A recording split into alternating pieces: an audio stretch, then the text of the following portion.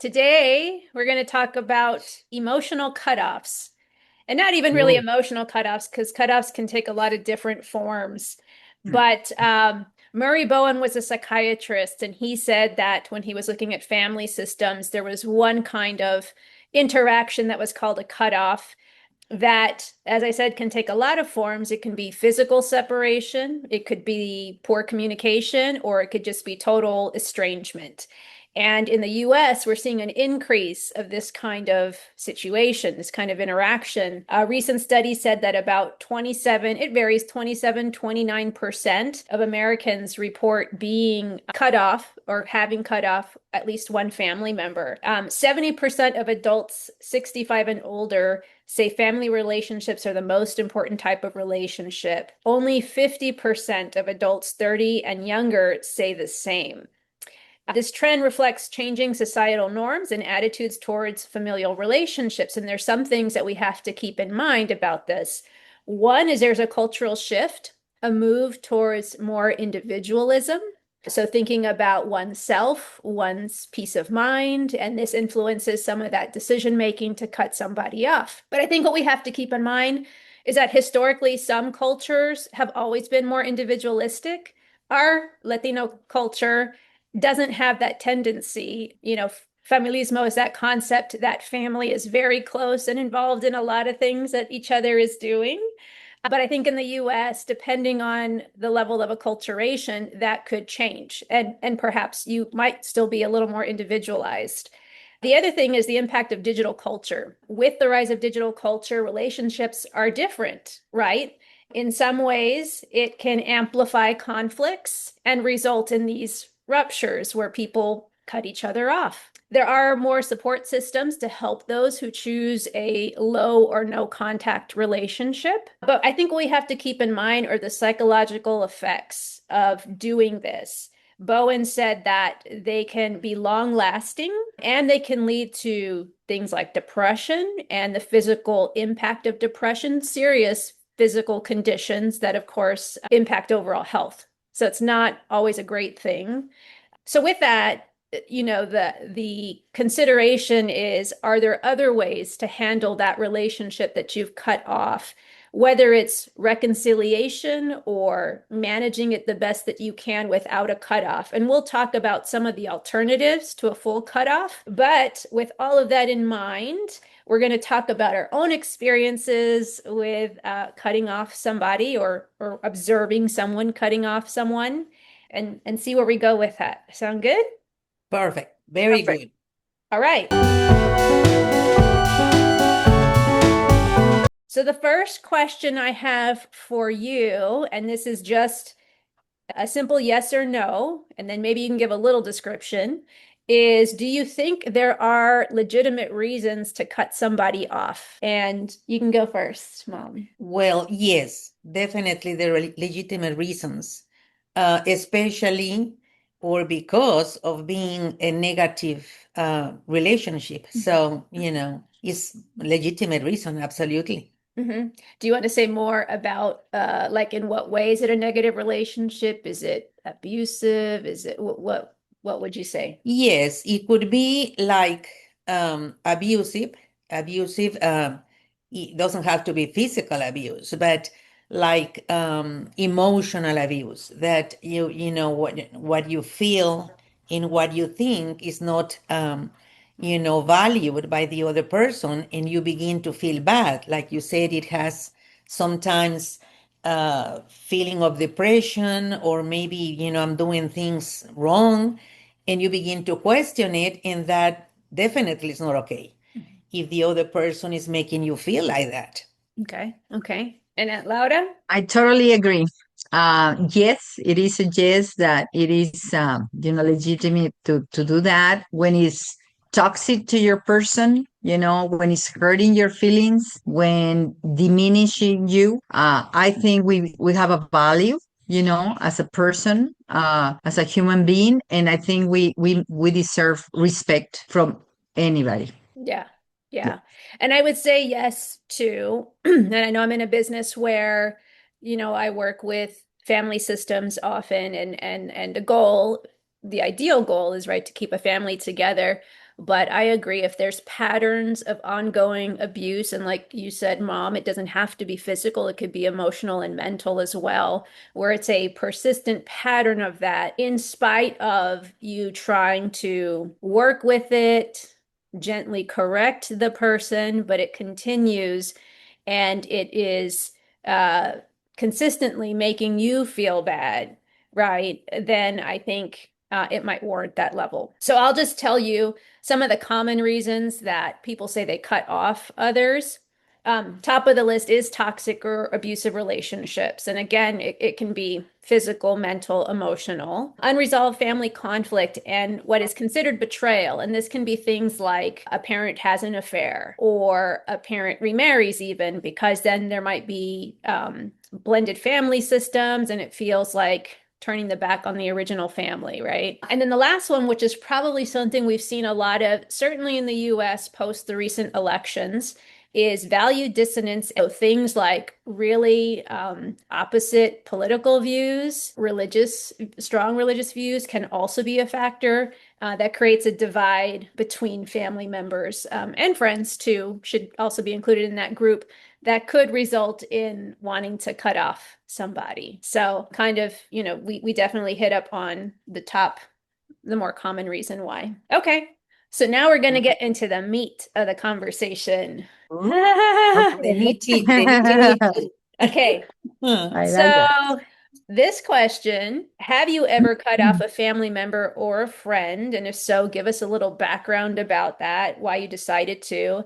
If you haven't, if you've witnessed a friend do the same thing, then you can do the same. Give us a description of your understanding of why and what the background was to making the decision. So we'll start with Mom. Well, cutting off, for example, was when my divorce, I cut off relationships with my ex-husband because it was more positive, that way. We live in different states. So after the divorce, the minimum I had to do was the best for everyone. I didn't stop our children to contact him if they felt like it. But definitely I cut it off because it was best for me and more positive. And now I live a more positive life. As of family and friends, yes, I have seen, cut-offs sometimes because of, very strong reasons, sometimes misunderstandings. But I had, for example, one of our brothers, the hippie one, the adventurous one, cut off the family for a while in his youth. He was part of a rock group, music group, and I do recall that he just cut off the family, and that was sad in a way, and thank God he came back later on and settled down. But cutting off, is hard sometimes. So then, at Lauda, your turn, if you want to talk about a relationship you cut off or one that you witnessed being cut off. Okay, well, I want to start with in my part, I have learned during life over the years that before criticizing or judge someone and going to the point to cut off someone, I think we need to understand why is this person acting that way or why is he like that. In my case, unfortunately, I realized it too late. And this is because I did cut one of my brothers that used to live with me in my house while my mother was living there too. And this is because he was alcoholic. In the meantime, when he moved there, I was going through chemo, and so of course I was very sensitive in everything, right? So it bothers me a lot to see him like that, acting like that, smelling alcohol and all these things, until the point that I had to kick him out of the house. And unfortunately, he left. He moved to Mexico City, different place. And he didn't speak for 6 months until he called one day and he said he was sorry. Of course, I did, he apologized. I was, finally let it go. Unfortunately, it was, after many other months, he passed away. So I think it was that block of my time that I couldn't really talk about it with him, and I did regret that we should have more conversations about it. But, Mhm. I've been surviving so far, and you learn how to live with it. Mhm. Yeah, Mhm. and you had more, it was a negative experience for you because going through chemo was extremely hard for you. And if he Very. didn't, if he couldn't change his ways, it was asking too much of you too. Yes, yes. Unfortunately, he didn't understand back then. And when you have a bad habit of alcohol, which is a sickness, I will say, they don't realize how bad it is for the other person, right? So Mhm. yeah, unfortunately, that was it. And in my case, we couldn't settle things really like it had to be settled because he passed away, and I didn't have that chance. And I did regret a lot that we didn't. I wanted to help him many times, offer him to go to a clinic, AAA or things like that. And I will support that 100%. But he never realized that he needed help. He never admitted that he Mhm. had a problem. Yeah. And it sounds like, post the situation, and we're going to talk about what the full impact was of the different emotional cutoffs that we had. Post the situation, you can reflect on, what you could have done differently. But I also think, like Mom said, in the moment, you were doing the best you could. And I think you bring up a good adjacent subject, which is a lot of times alcoholism, substance use, those things can lead to toxic or abusive relationships. And so it's a part of the reason that the person who's not using has to make that decision to cut the person off. And it sounds like even in the process of going through your own medical needs, right, addressing the cancer, that you even reflected on how can I help him to the best you could and extended those things, and he didn't take them. So it kind of leaves you in a position to make a choice for your own health, right? That this is more damaging for me just to keep this going the same way. You make the best choice you can in a moment. For me, the more obvious cutoff for me is similar to Mom's, which is my dad. So I have not really had a relationship with him probably since I went off to undergrad college. Probably similar reasons to Mom in the sense of just general toxicity. I think during our childhood, he was very authoritarian. Uh, he was very strict, but I would also say subtly more mentally, emotionally abusive. I mean, there were degrees of physical stuff that I know my older brother probably got the brunt of. Um, but I think it was almost like a brainwashing aspect to it of vying for sides between the parents and manipulating that way, which when you're in it, you don't see it so clearly. But then as you get older and start to just think for yourself, you start to put that together. And then just witnessing older that behavior with others, with Mom, with the siblings, I think it became really clear that this is someone who is stuck in that pattern. And obviously, there was a lot of stuff behind the divorce that was unforgivable, and just behavior towards us post the divorce, of feeling like he did no wrong, he has nothing to apologize for, and just really being stuck in that just kind of led me down a path of this is someone who can't see the other side of things. And so there's no reflecting back to him or gently confronting his behavior because he's not in a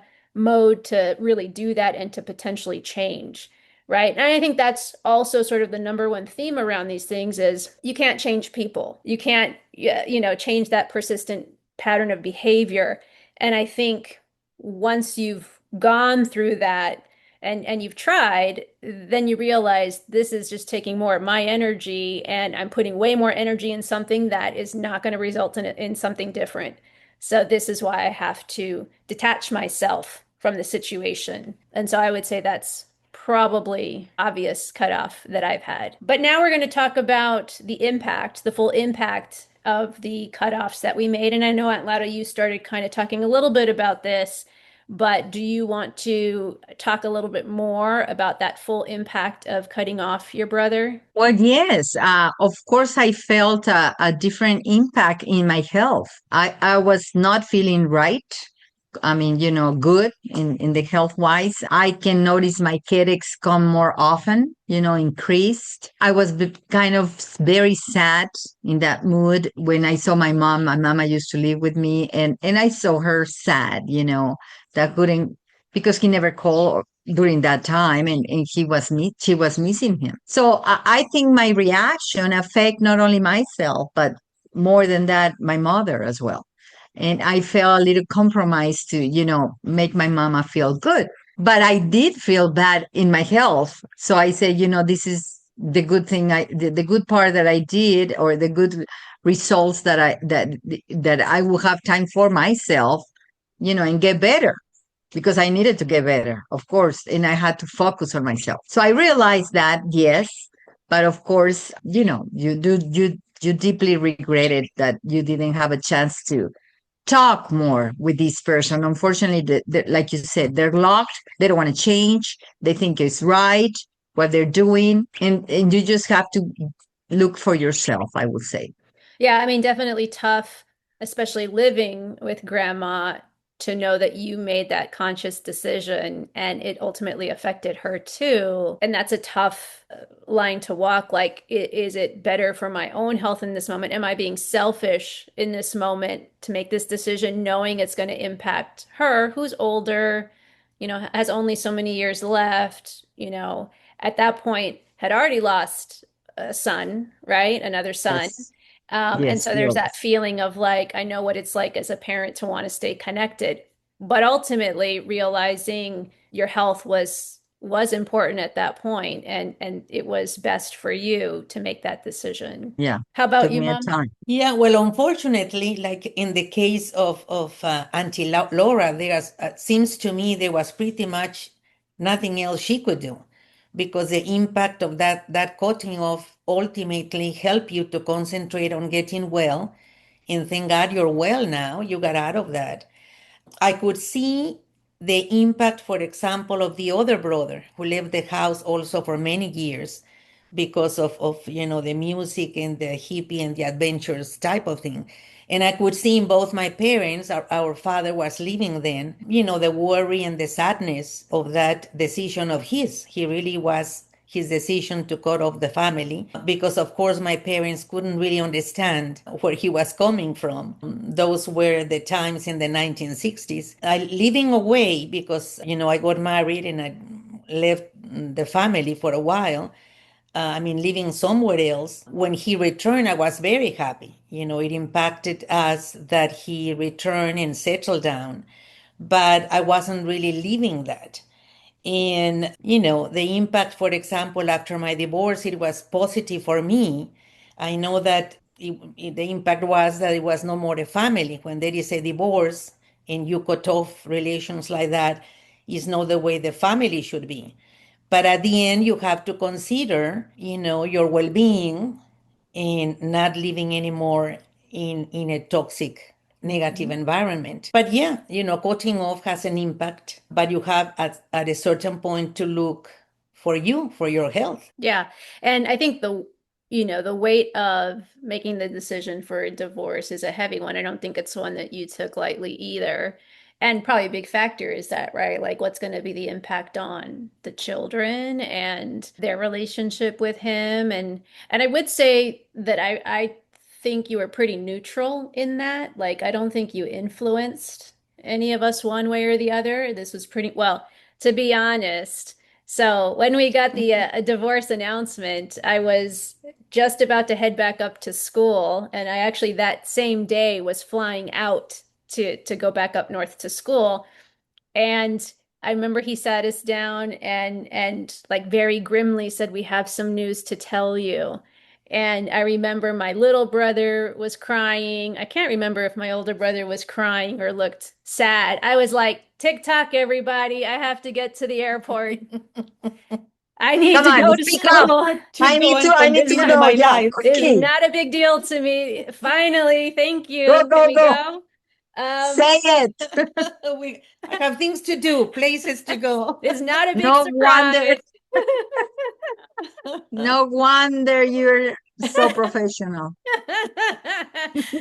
So, um, but I think that's important to say because I think a lot of your concern about Mhm. the finality of that was probably the impact on all of us, and you didn't influence us. But, very clearly, like I said, for myself, I experienced probably some of the things to some degree that you went through in terms of emotional, mental abuse, like I said, degrees of physical stuff that ultimately just really clearly painted the picture of who he is. And I think in the end, making that decision was good for me. I felt free, like, you know, no longer able to be manipulated or used in any way.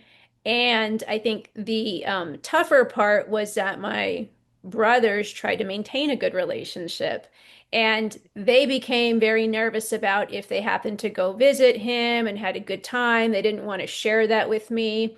They also got pulled in the middle a lot. Again, like I said, he's very manipulative.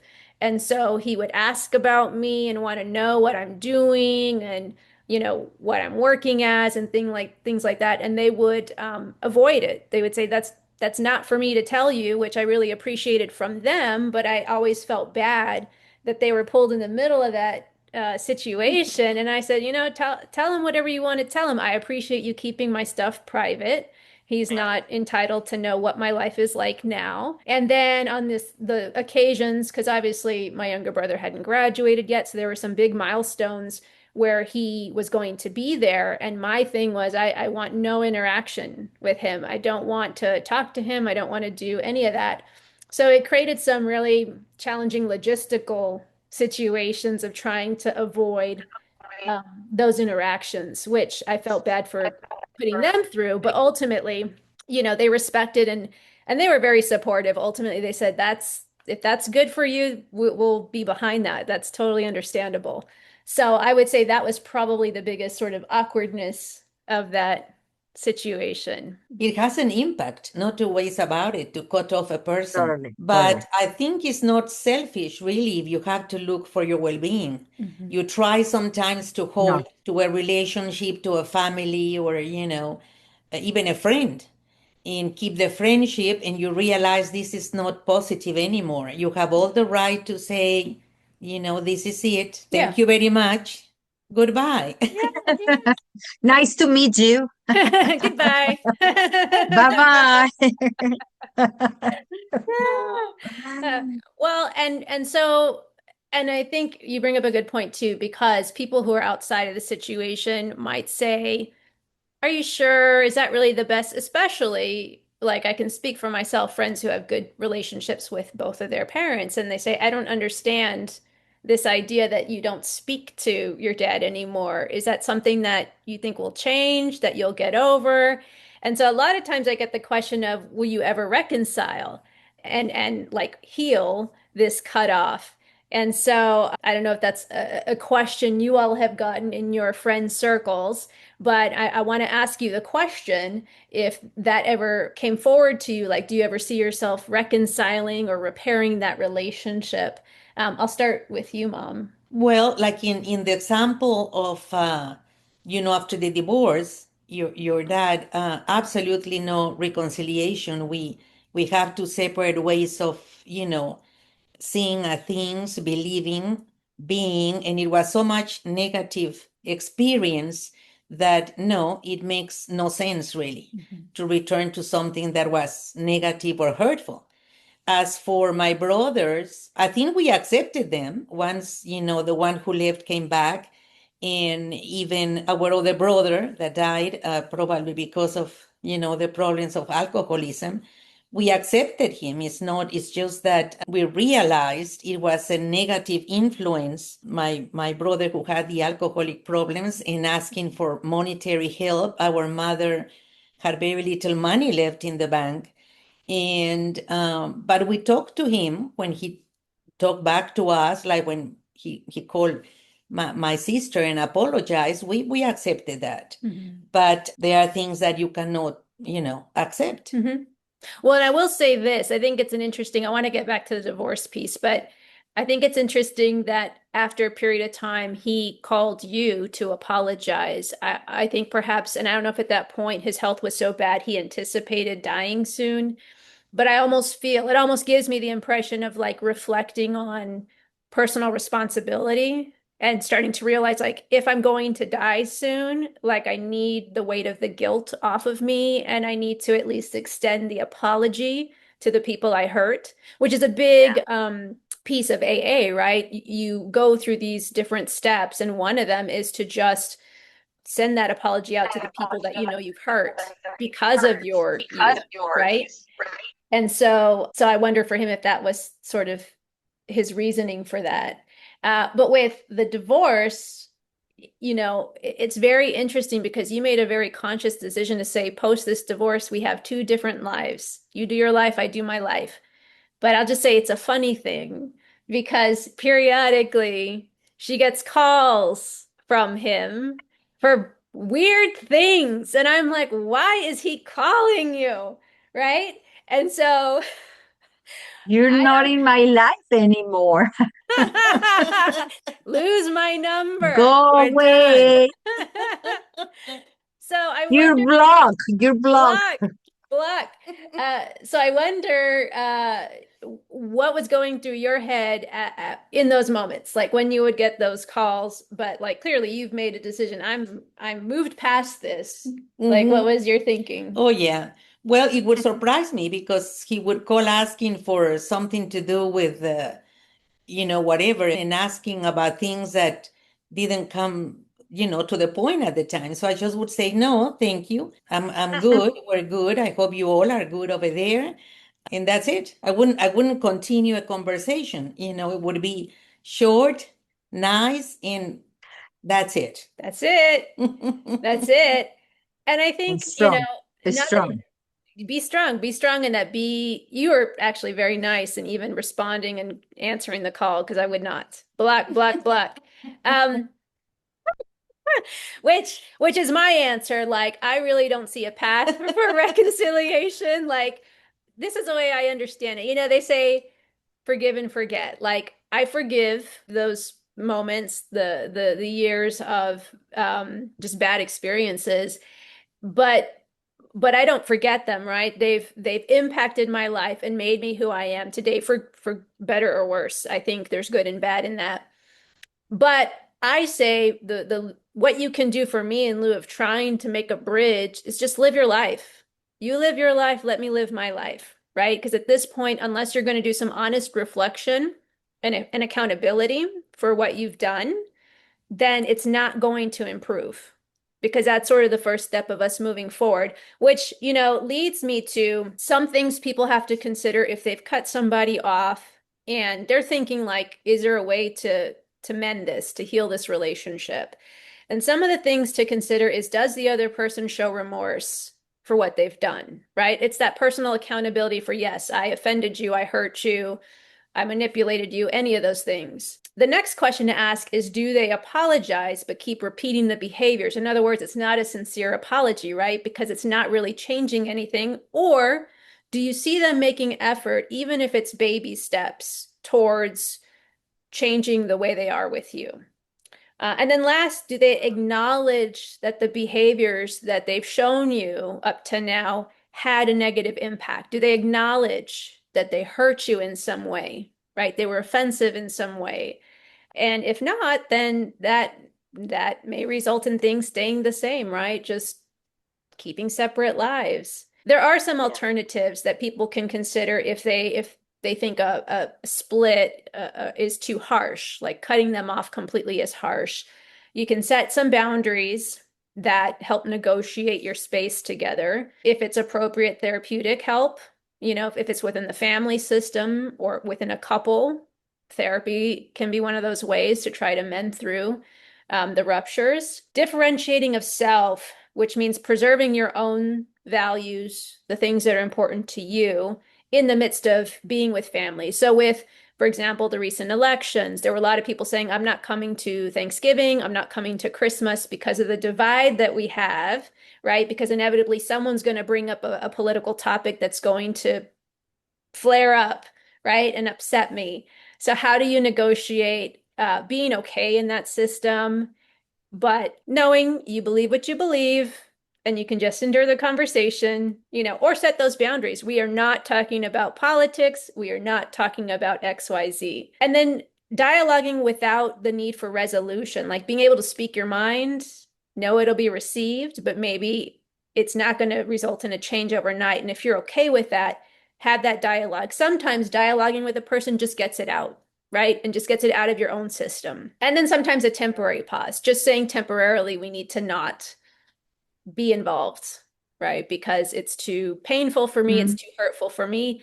And then figuring out in that space in between what you need to do for yourself to come back to the table and see if there's a way to negotiate this relationship. One of the things that's good to do when you're examining these kinds of relationships is looking at communication styles.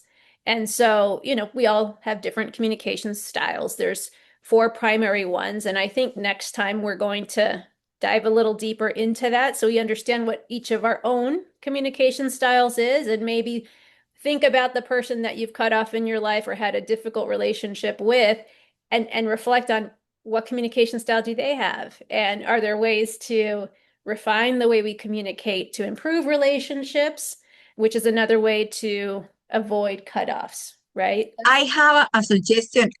I have a suggestion about communication. Oh, okay. Sometimes you have to go, I'm right, you're wrong. Any questions? Very true. Very true. Well, on Sorry. that note, why don't we introduce ourselves? I'm Joanna, Okay. and that's my Thea, Laura. my mom, I'm Anna.